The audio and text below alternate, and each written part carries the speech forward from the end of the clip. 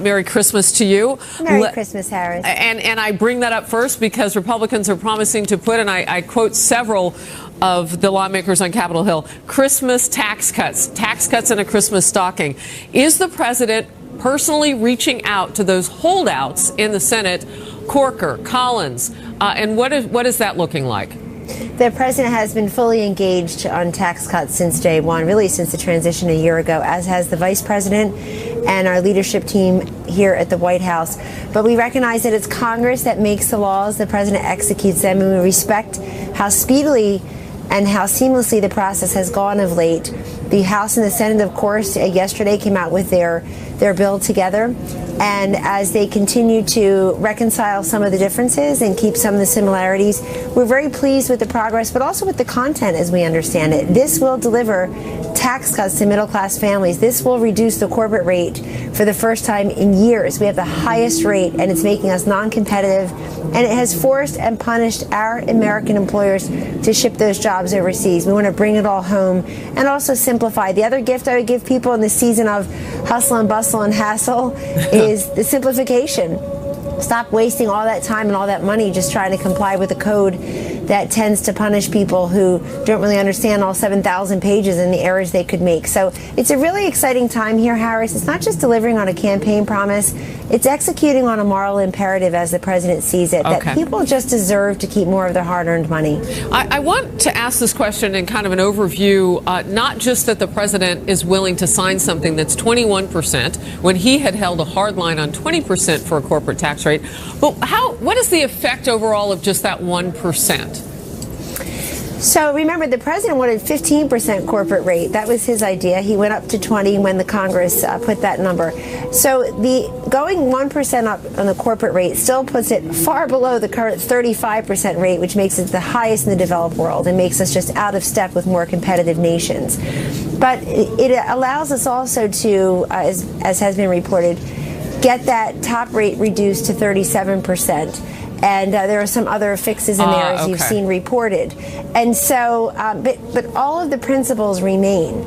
And the principles are middle-class tax cut, expanding that child care tax cut, and retaining some of those deductions and credits that the middle class has told us they rely upon. The charitable contribution deduction remains, mortgage interest deduction remains, first time ever the adult dependent medical expenses. It's all in there, and that's pretty exciting to lots of folks. Just yesterday here at the White House, Harris, the president hosted 5 families from across the country. I thought it was just a tremendous event, an opportunity for each of those families unexpectedly to come up to the microphone and tell you what they would do with the savings.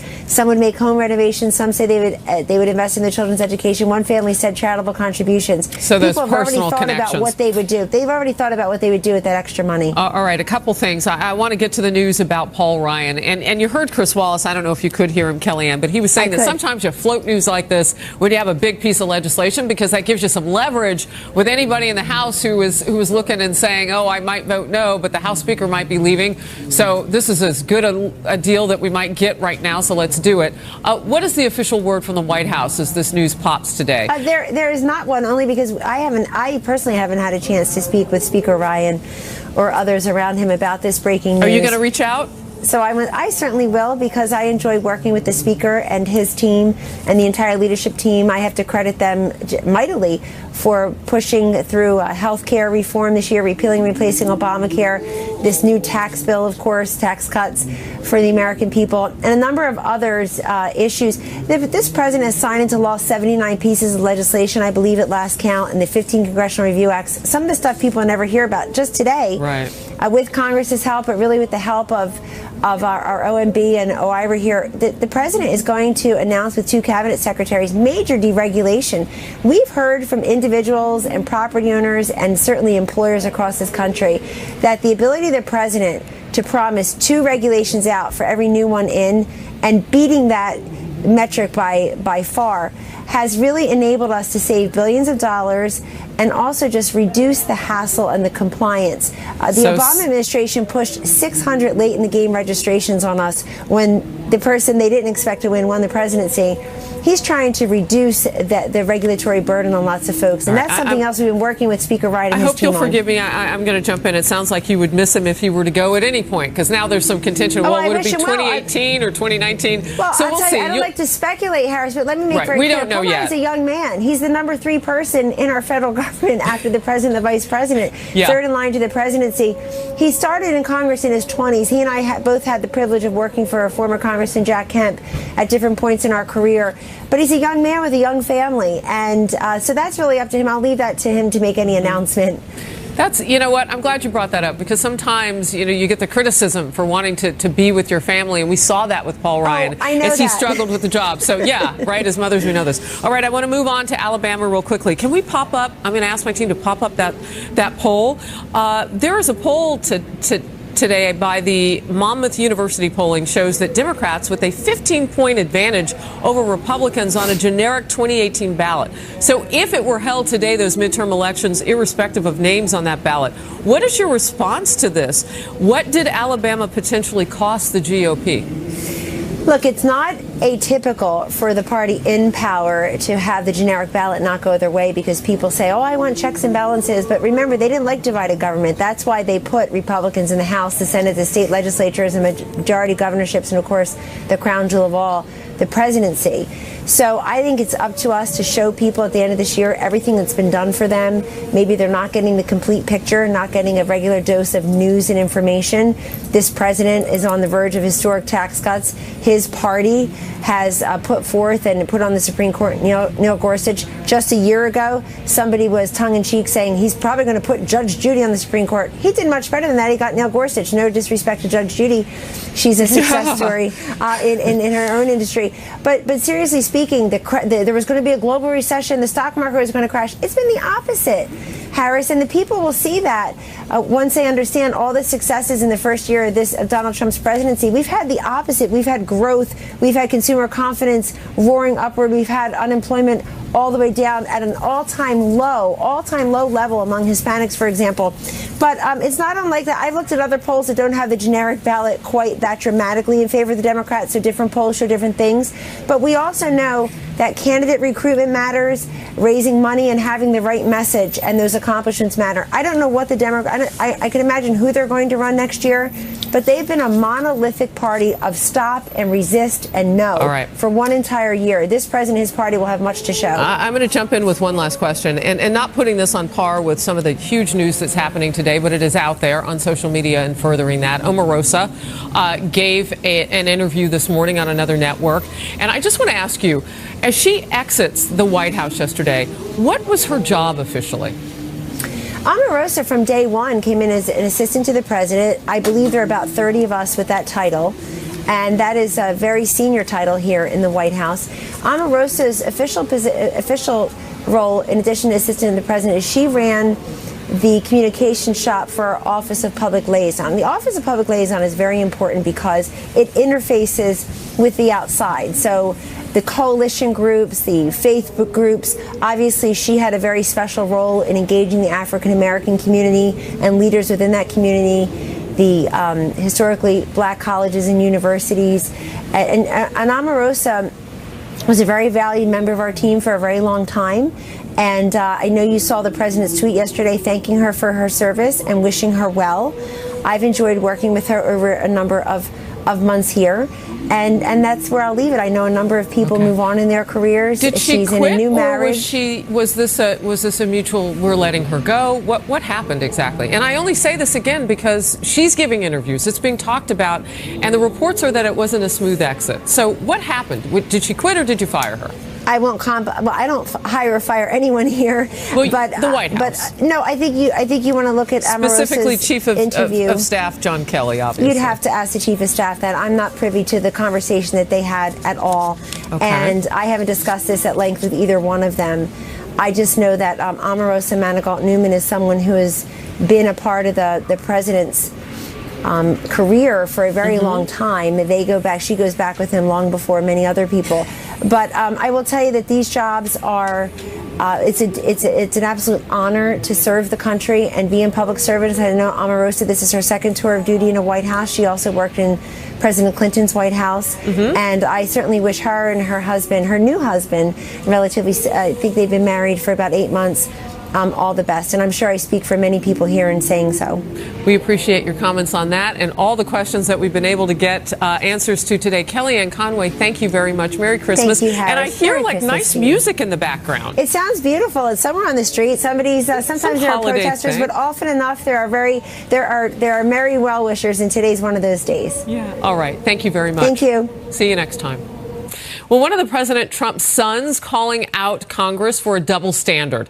Eric Trump wants to know why his brother Don Jr. has been grilled 3 times about the Russia investigation. Recognize we have employees with political opinions, and it's our responsibility to make sure those opinions do not influence their actions. I believe that Director Mueller understands that. Have you seen good cause to fire Special Counsel Mueller? No. My next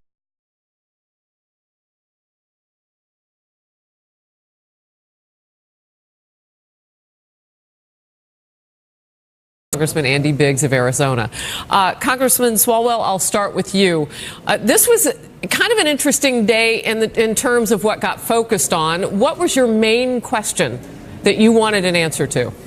I mostly wanted to reestablish former Director Mueller's credibility. A Purple Heart recipient, led the FBI through September 11 and now presides over this important investigation, and also reassure the American people that the person who is overseeing Bob Mueller, Mr. Rosenstein, still has confidence in Mr. Mueller. Yeah, because this is about trust, right? I mean, Congressman Biggs, the American public looks at this and they wonder how agencies inside the government can have employees swapping text messages, some of those employees in this case dating each other, swapping messages against the president. It's about trust. That's exactly right. And it is more than just donations. And that was the point I think most of us were trying to make. These people took specific actions, and you have Strzok, who believed that he had a God complex. He was going to save the country from Donald Trump. And so the question is, did he abuse his power? And then the question with regard to the investigation is, why didn't Robert Mueller catch this and see this incredible bias by Strzok and his paramour, who were both working on this special team? And so it really undermines, in my opinion, the credibility of this whole investigation.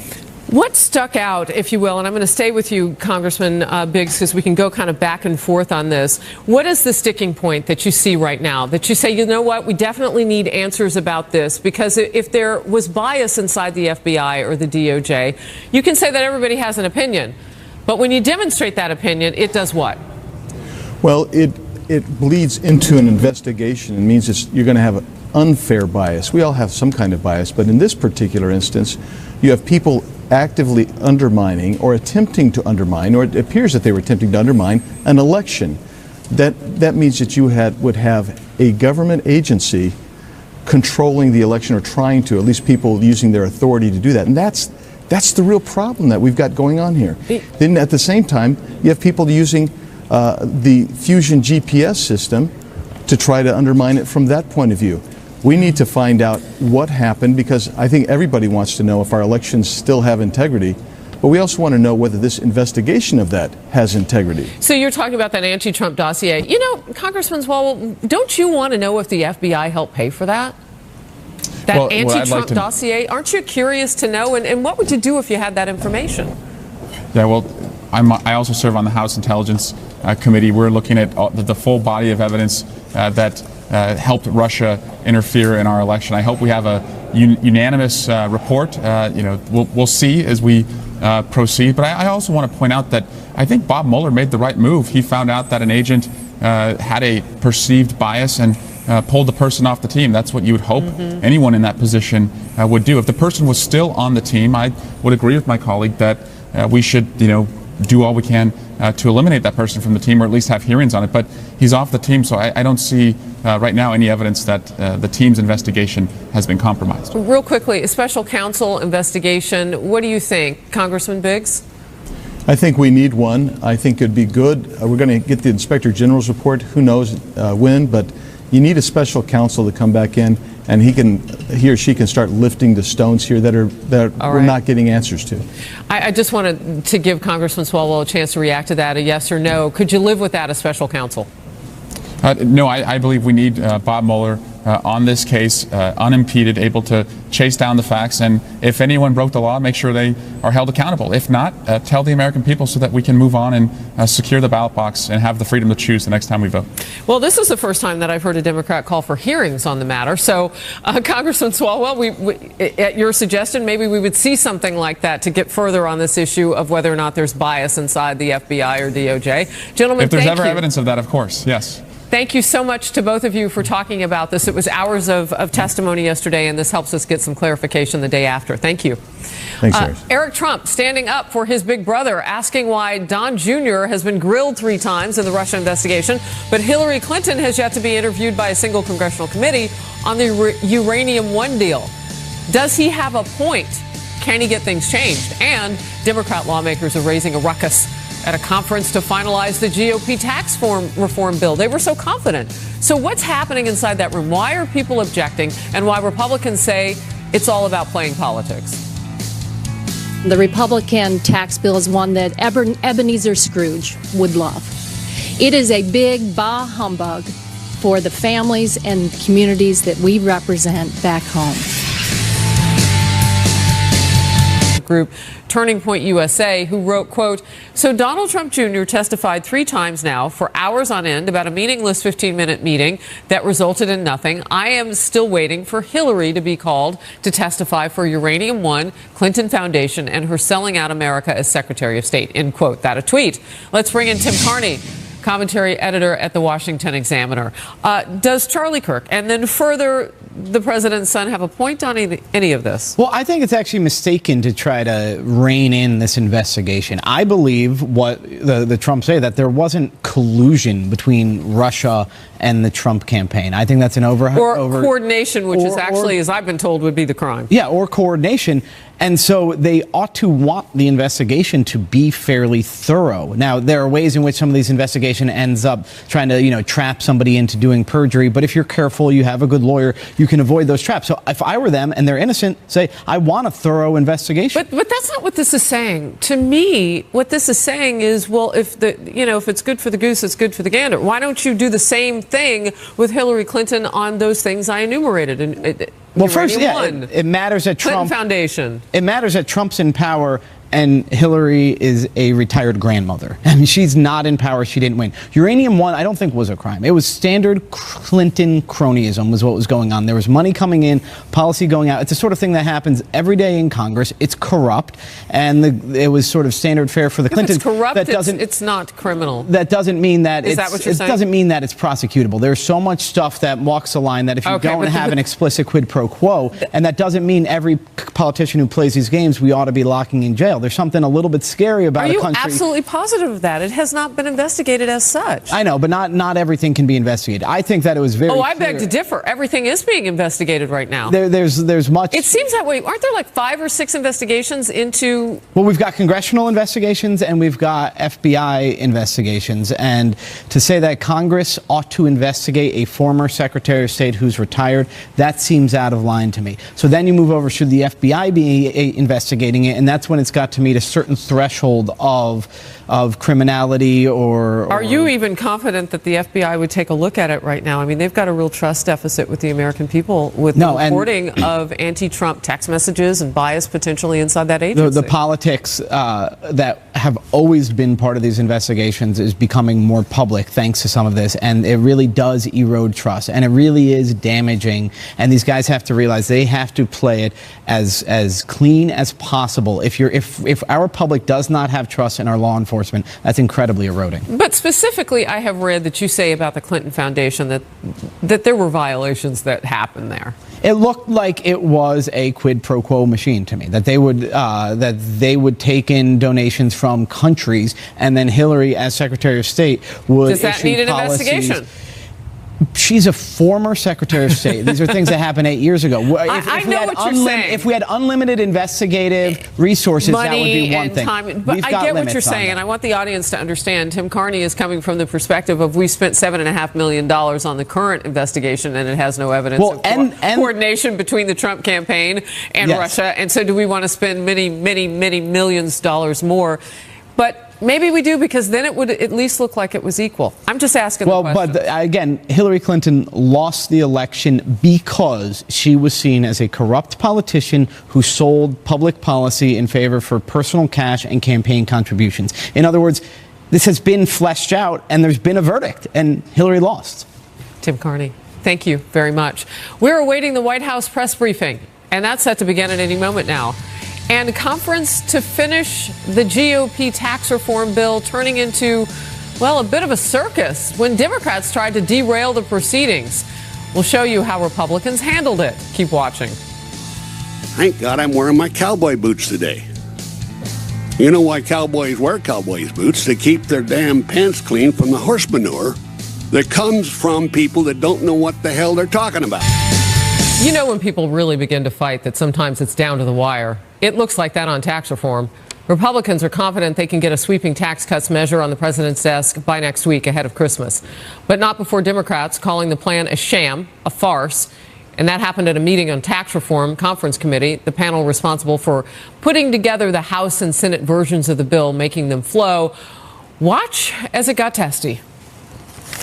It did not have to be this way, and it is not too late for bold members on either side to reject this reckless partisan process, work on a bipartisan basis as Ronald Reagan did. This conference, so-called conference committee, is a farce. I understand your desire to muzzle this conference. Mr. Chairman, we're operating under House and Senate and conference rules, not Putin rules. So you will not interrupt again until we've let Mr. Nunes continue this hearing. Did you see him invoke the name of President Putin of Russia? Joining us now, two lawmakers from opposite sides of the political aisle who were at yesterday's fiery meeting, Republican Congresswoman Kristi Noem of South Dakota and Democratic Senator Tom Carper of Delaware, who also sits on the Senate's Chief Tax Writing Commission. So, Senator Carper, I'm going to start with you because I've seen you in these things, and usually you're kind of a calm guy. Even you were letting things get heated yesterday. What was going on? Before I was governor, I was a United States representative, participated in a number of conference meetings and to come up with compromises on a variety of different subjects. And I'm used to a conference where Democrats and Republicans come together from the House and the Senate, and we have a chance to offer amendments to the bills that have come out of our various chambers. And we had no such chance to do it. We got a 3-minute opening statement and a 3-minute questioning of an expert witness, but no opportunity to offer amendments, which is just strange. It's foreign to me. I've never seen that before. You know, Representative Noem, this was the first time the public got to see kind of what you guys have been working on in conference committee. And so I guess the big question now is, you guys have the votes on the House side. What do you want to say to Democrats across the aisle? Well, everybody's been able to see what we're working on because the House passed our bill quite a while ago. The Senate passed their bill. That's what we do in conference committee, is look at those two bills and meld them together and find agreement so that we can have a conference report that we'll vote on next week that's good for the American people. I guess what I would tell the American people is do your research, do your homework, use the facts. So much of the rhetoric and the fake news that we're hearing every single day about this bill is simply not true. Every thought going into the drafting of this bill, the 12 formal hearings we had in Ways and Means that were bipartisan, we focused on helping low and middle income Americans and building a stronger future for this country. Senator Carper, there's criticism against Democrats that you guys didn't try to sit at the table when you could have. And look, if you look no further than the actual visual example of Schumer and Pelosi not sitting with the president, they finally did after a second invitation, but walking away from talking about a spending bill. I mean, how do you sell that to your voters? How do you say, yeah, I'm willing to work bipartisan, but we have leadership that might not sit down? Well, a couple of weeks ago when Chuck Schumer and Nancy Pelosi elected not to go meet with the president, he had put out a tweet that morning that pretty much said they were going to be used as potted plants.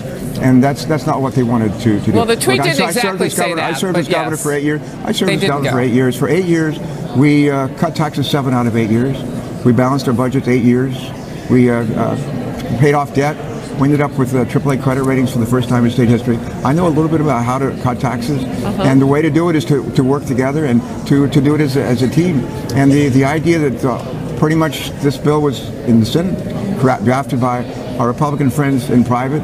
I'm not sure how it worked in the House with Christie and her colleagues, but that's not the way to get things done. Well, there's a number of things we agreed on. We'd like to lower the corporate rate. We'd like to double the standard deduction.